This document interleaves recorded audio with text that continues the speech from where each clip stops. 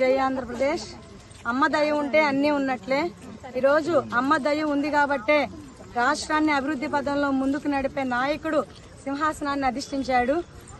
ఒకప్పుడు ఈ రాష్ట్రాన్ని 3 రాజధానులు ఒక అనాలోచిత నిర్ణయం తీసుకున్న ముఖ్యమంత్రి గారు మమ్మల్ని ఏం పట్టించుకోకుండా నడి రోడ్డున నిలబెట్టినప్పుడు అమ్మకు చెప్పుకుందాం మా బాధనని వెళ్తుంటే ఇదే రోడ్డును మా మీద అన్యాయంగా లాఠీ చార్జ్, పోలీసులను పెట్టి అన్యాయంగా లాఠీ చార్జ్ చేసి ఒక దమనకాండం చేయించారు.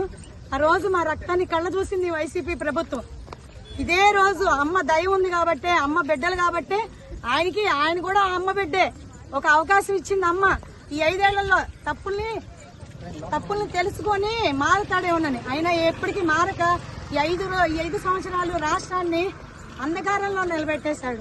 కాబట్టి అమ్మ ఎలా బుద్ధి చెప్పాలో అలా చెప్పింది. ఈ రోజు 5 కోట్ల ఆంధ్రుల ద్వారా ఓటుతో ఆ ప్రభుత్వాన్ని గద్దె దింపింది.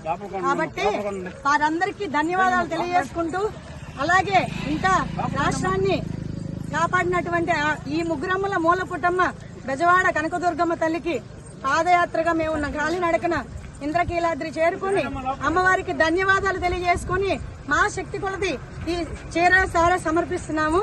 కాబట్టి అందరూ కూడా రాష్ట్రం సుభిక్షంగా ఉంటుంది, రాష్ట్ర ప్రజలందరూ సుఖ సంతోషాలతో ఉంటారని మేమంతా నమ్ముతున్నాం అమ్మ దయతో. జై దుర్గా, జై దుర్గా, జై భవానీ. వస్తున్నామమ్మ, వస్తున్నామమ్మ.